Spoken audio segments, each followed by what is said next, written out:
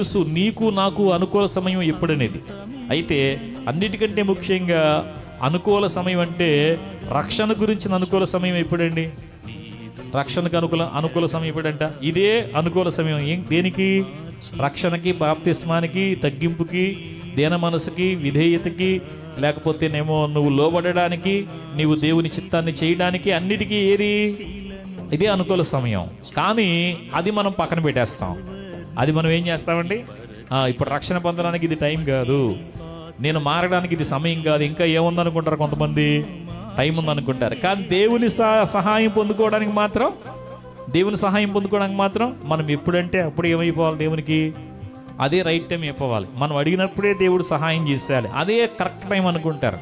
ఏమండి, ఆత్మ సంబంధమైన విషయాల్లో దేవుని సరైన సమయం ఏంటో మనం తెలుసుకోగలిగితే, భౌతిక విషయాల్లో మనకి సరైన సమయంలో ఏది కావాలో అది సమస్తాన్ని, ఒకటి కాదు అన్నిటినీ కూడా సమకూర్చడం దేవునికి సాధ్యమే. హల్లెలూయా.